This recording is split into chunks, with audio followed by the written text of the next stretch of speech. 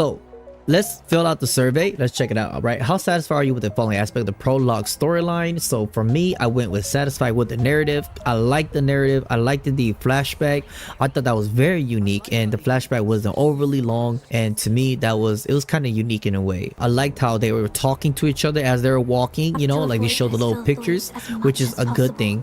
It fills in dead air. It doesn't feel too annoying. Now Snow could I feel like could get kind of annoying, so do ease up on Snow narrative. I hope it doesn't we just hear Snow all the way, you know. His lives will be in grave danger.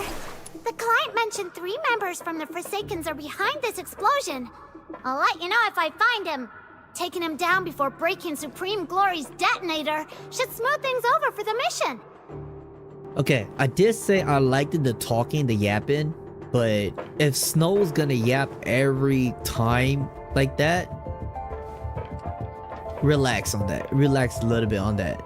So cutscenes, I'm very satisfied with the cutscene. Like especially with the beginning of that cutscene with the fight, that was fucking badass. And I love the cutscenes where you coming back and forth. You do this, maybe kind of dim down the cutscene just a little bit, and then add a little bit more battle in there, and then hit with a cutscene, and then cutscene, or where you go into other areas like how you guys are doing now, and then go back into a battle, then a cutscene, instead of going to cutscene like 6 times. But there is the skip button, so I'm very okay with it.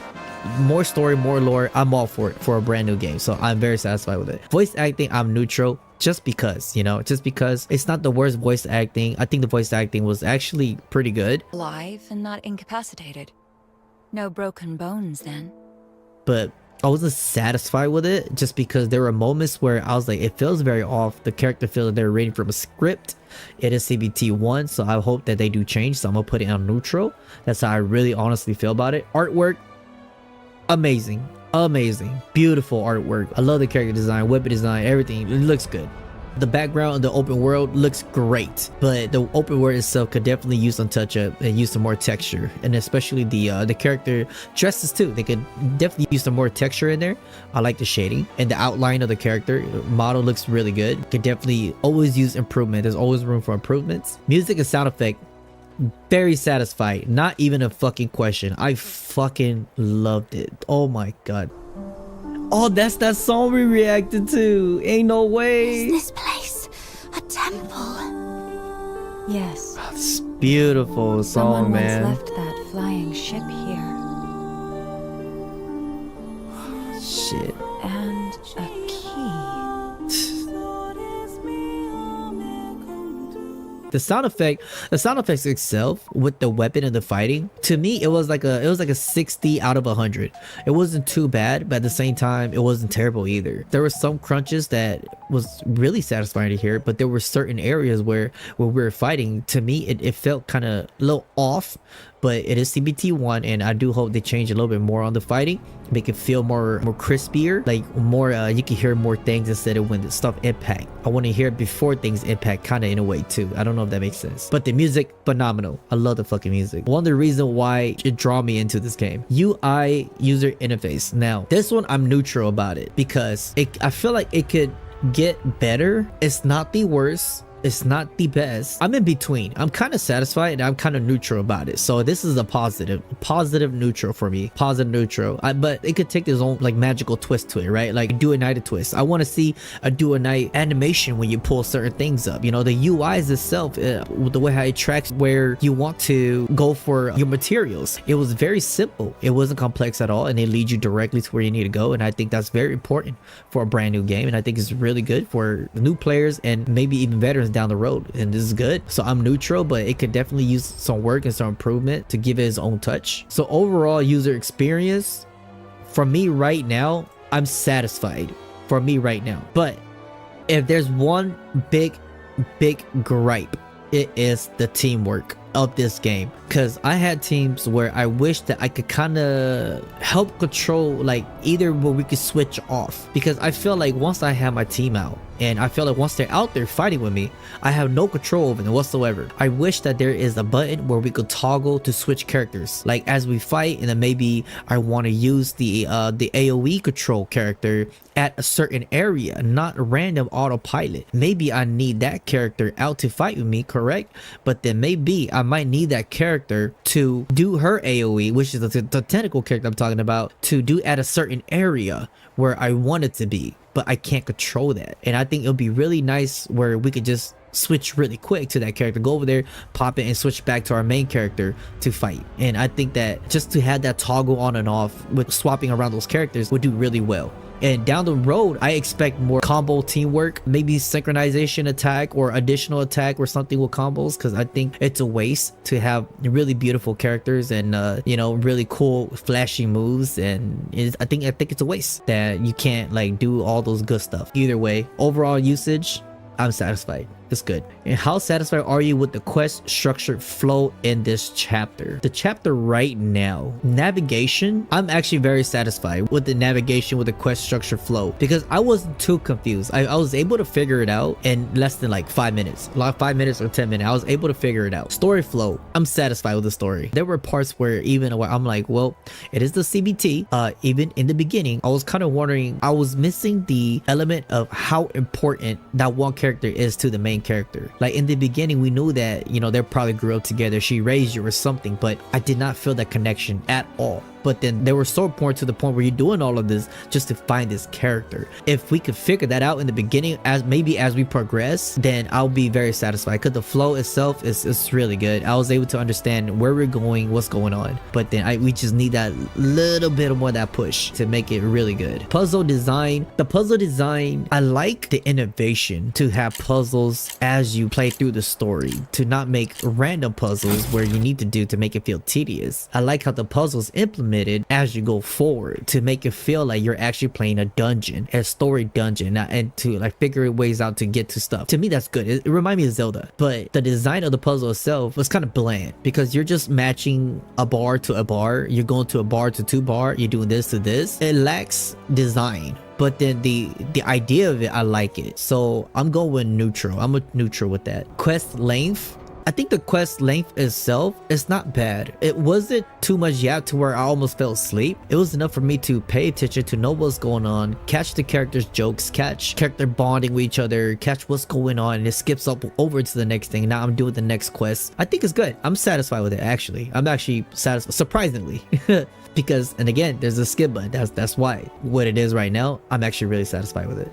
So how well did you understand the following puzzle mechanic in this chapter? Oh my god, okay, this one, I'm gonna be honest, I feel like this survey put this here just so everybody could put a fully understand right here. I swear to god, like I'm being fully honest right now, this is to get a 100% agreement right here. Ain't no way nobody didn't encounter, like, come on now. Come on now. Ain't no way. This is a part of the story. How you not accounted this? So how well did you understand? Fully, of course. Magic Alley, fully. This one, fully. Chess. Next, how satisfied are you with the characters introduced in this? The protagonist, I'm neutral the protagonist. I'm gonna be honest, because the protagonist itself feels very lost. That could be why the reason the protagonist is. But I feel like the protagonist is too much of a baby. I feel it. Too much of a baby, relies too much on NPCs that we meet.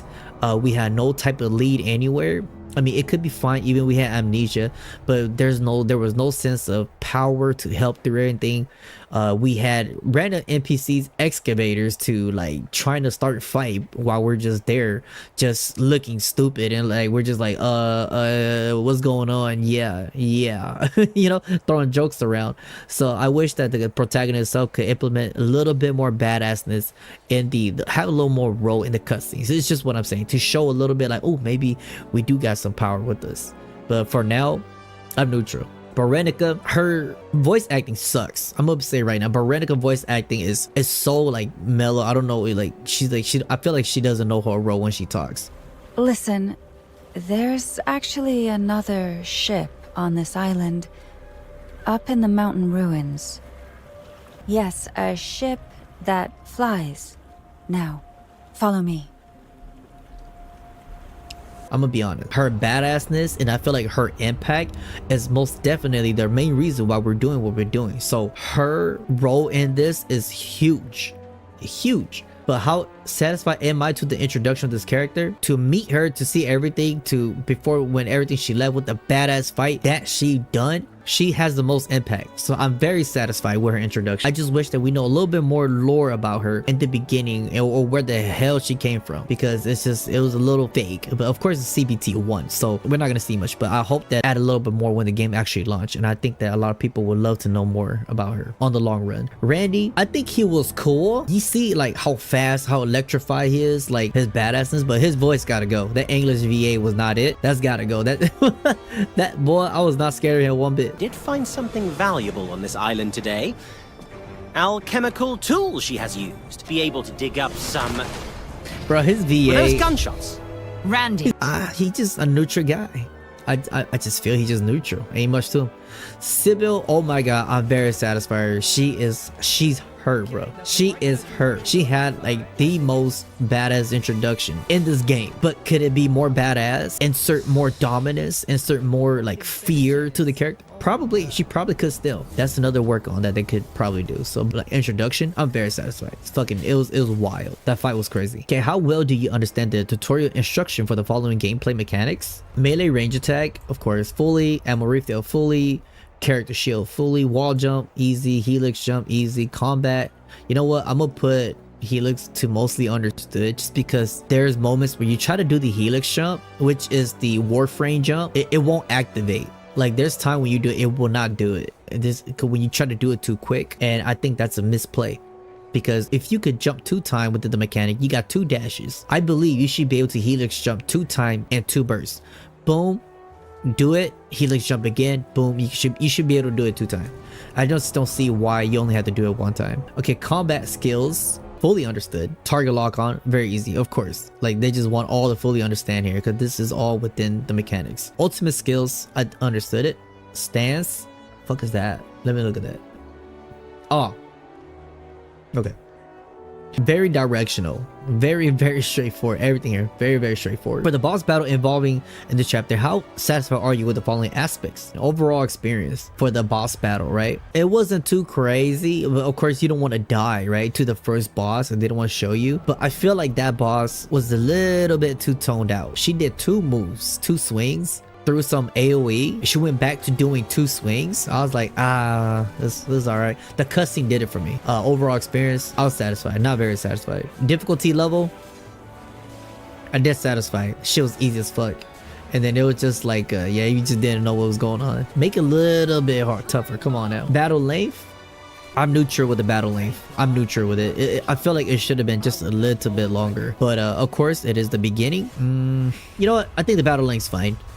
For a beginning fight, that's fine. But if that was like close to the middle fight, that shit's ass. It needs to be way longer. But the difficulty level, I am still dissatisfied.